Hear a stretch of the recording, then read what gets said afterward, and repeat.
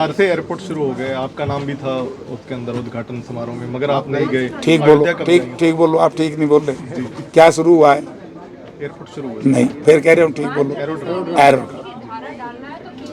भारतवर्ष के माननीय प्रधानमंत्री जी ने भी अपने मुखारबिंद से ये कहा है आपके सामने कि देश का 92वां एयरोड्रोम। तो जो मैं बात कह रहा था कि वे बेर को अंगूर मत बनाओ मित्रों, काम करके दिखाओ। वो समय चला गया है जब कई वर्ष तक इन लोगों ने ये ड्रामे की राजनीति करी। इसको बोलते हैं अंग्रेजी में इवेंट्स मैनेजमेंट। ये इवेंट्स मैनेजमेंट नहीं होनी चाहिए, रचनात्मक काम, पॉजिटिव वर्क करके दिखाओ। मैं स्वागत करता हूँ। और मुख्यमंत्री का दौरा करना था आज का दिन आप लोग। आज मैं ये मीटिंग आ गई थी ना, तो ये अभी टाइम और भी लेगी तो करूँगा। वो तो एयरोड्रोम का चेयरमैन तो लोकल एमपी होता है जी। तो इसमें मैं क्या था, मेरी लड़ाई कोई गलत नहीं थी और मेरी कोई पॉलिटिकल भी नहीं थी भाई। मैं चाहता हूँ कि जो एयरोड्रोम की जो बात है, फ्लाइट तो यहाँ से, अब देखो ना, बीजेपी के जो स्थानीय नेता हैं, चाहे वो पूर्व मंत्री है चाहे प्रेजेंट मंत्री हैं, बोला जेपी इस्तीफा तैयार रखो, को लेने नहीं आंदा। क्यों नहीं आई? अब इस्तीफा लेने नहीं मेरे से आते तो मैं उन साथियों से अनुरोध करूंगा, दोनों तीनों से, वो जनता से माफी मांगे कि वो इंटरनेशनल एयरपोर्ट नहीं बनवा पाए।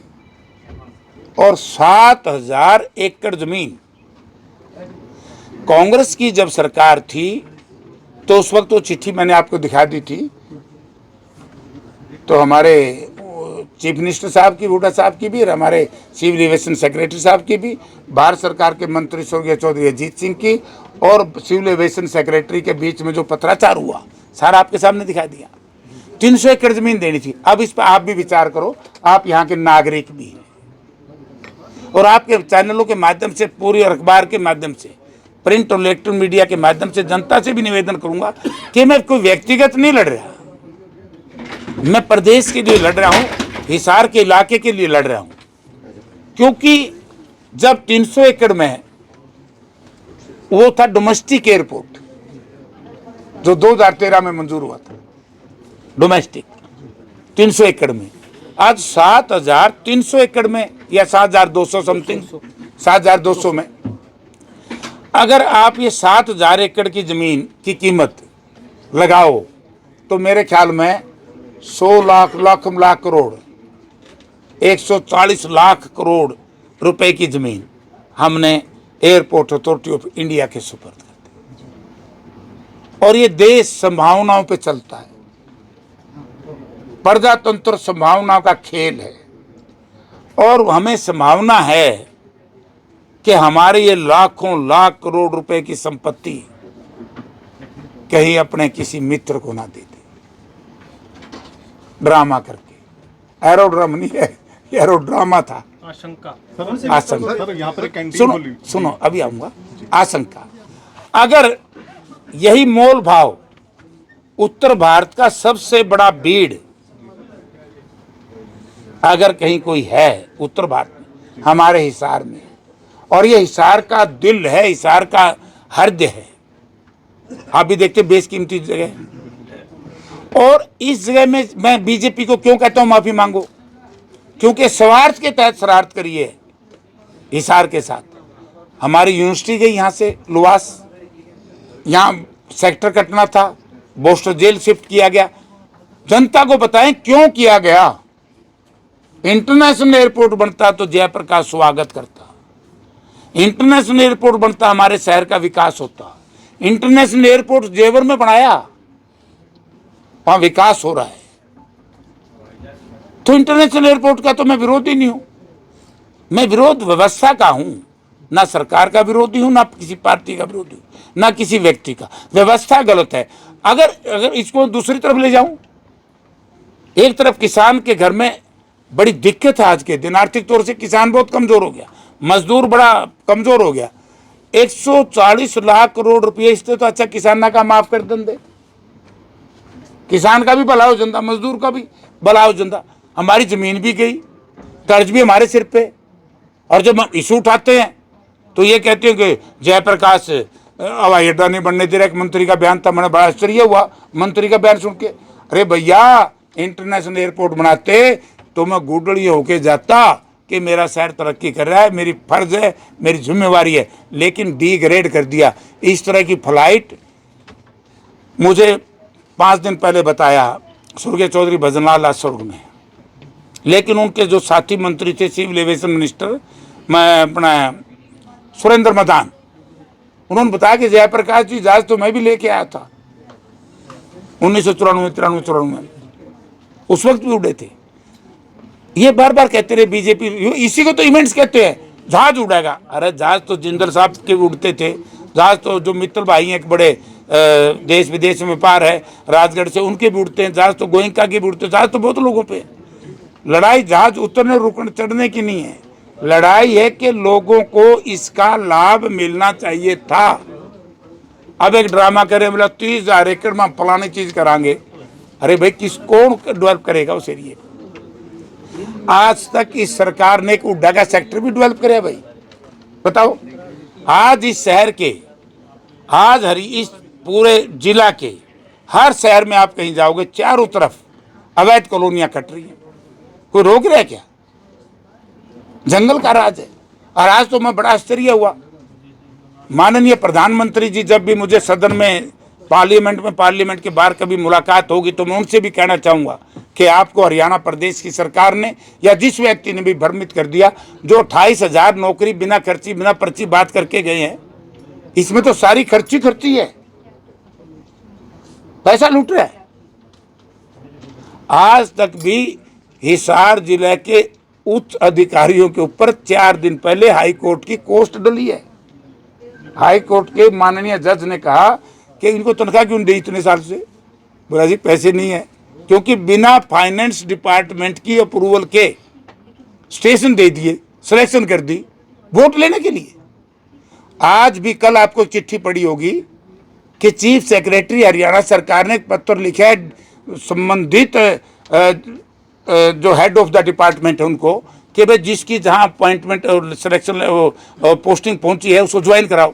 वहां प्रिंसिपल साहब कह रहे हैं गवर्नमेंट कॉलेज की जगह को नहीं, तो नौकरियां कहाँ हैं?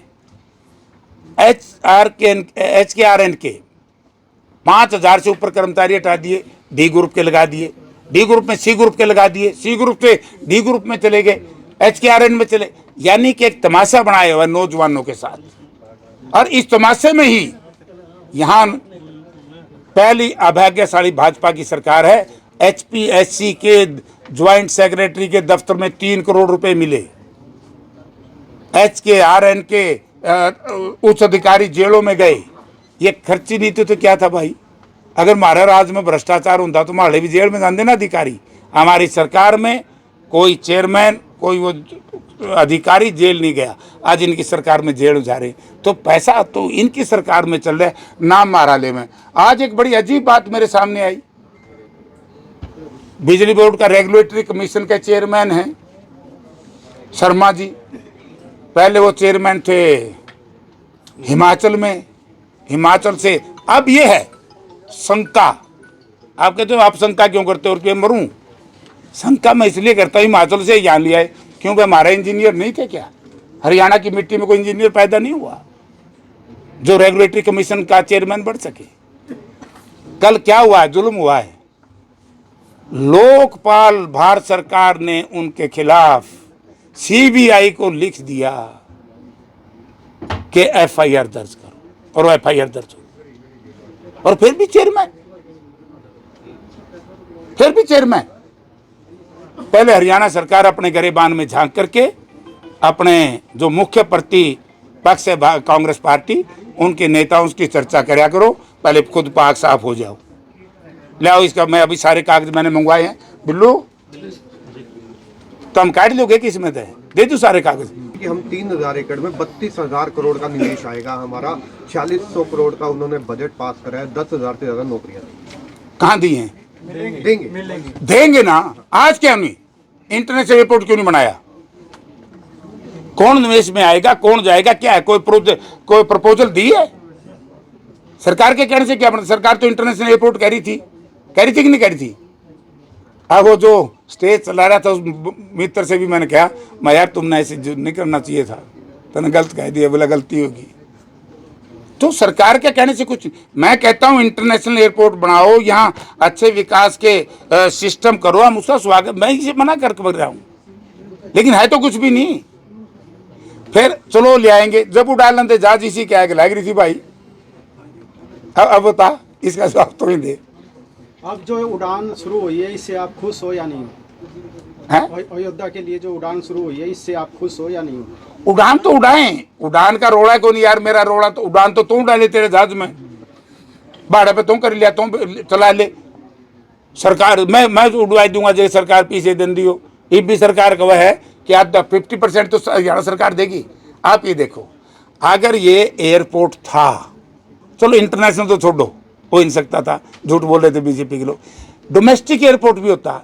क्या किसी डोमेस्टिक एयरपोर्ट में पूरे भारतवर्ष में आधा पैसा सरकार देती है कंपनी को?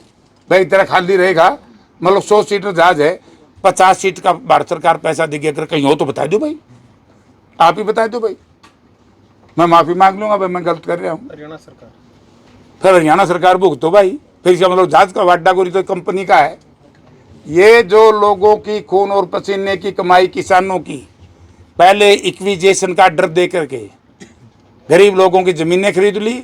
उस वक्त के चाहे इनके पार्टनर थे जेजेपी के लोग, चाहे बीजेपी के लोग, इन सब ने मिलकर के ये काम किया। और फिर इंटरनेशनल एयरपोर्ट दिखा करके वही कोड़ियों के भाव जो खरीदी हुई ज़मीन, उसको बहुत महंगे भाव में बेच दिया, और इसलिए इसका नाम इंटरनेशनल एयरपोर्ट रख दिया। अब जेजेपी के नेताओं ने भी, शीर्ष नेतृत्व ने जो उस वक्त जिनके हाथ में सत्ता थी, जनता से माफ़ी मांगनी चाहिए कि नहीं मांगनी चाहिए, पर्सन मैंने आप पे छोड़ दिया। या डोमेस्टिक एयरपोर्ट पे कहीं दुनिया में, देश में आधा पैसा सरकार देती हो तो बता दें। तो क्या सरकार ने जो एरोड्रम बनाया इससे विकास होगा? एरोड्रम से अकेले से विकास नहीं होगा जब तक हम इसको इंटरनेशनल एयरपोर्ट में कन्वर्ट नहीं कराएंगे। इसकी सुरक्षा को लेकर आपने सवाल उठाए थे, क्या आप ठीक है, सुरक्षित है? अभी आज मैं इस मीटिंग में बढ़ गया नहीं, मैंने आज जाना था, मैं 2-4 दिन में जाऊंगा। DGCA के कार्यालय में मेरे PA की बात हुई, तो DGCA ने कहा कि ये सिक्योरिटी के हिसाब से फिट नहीं है। उन्होंने तो ये भी लिखा है कि जो रनवे है वो भी अभी सही नहीं है। अब आप एक बात देखो, कई लोग कहते हैं JP नहीं गया प्रधानमंत्री का, आपका नाम लिखा हुआ था। नाम तो जनता ने लिखवाया, मेरे कहने से कौन लिखा था? हिसार की जनता ने मुझे MP बनाया, इसलिए बीजेपी के लोग परेशान हो गए, बोला कहाँ बना दिया यूँ। तो अब ये ड्रामा था। अगर ईमानदारी से आप बताओ, आप पत्रकारिता छोड़ दो, एक प्रबुद्ध नागरिक के रूप में आप लोग अपने दिल पे हाथ रख के सोचो, क्या हमारे साथ अन्याय हुआ कि नहीं हुआ? ये है मेरी लड़ाई। तो क्या DGC ने दबाव में लाइसेंस दिया? 6 महीने का तो देख लो, क्यों करो है 6 महीने का ये। और ये है भी एयरपोर्ट हिसार एरोड्रम के नाम से,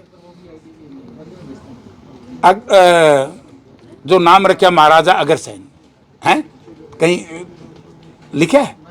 लाइसेंस किसके नाम से आया है? हिसार एरोड्रम के नाम से।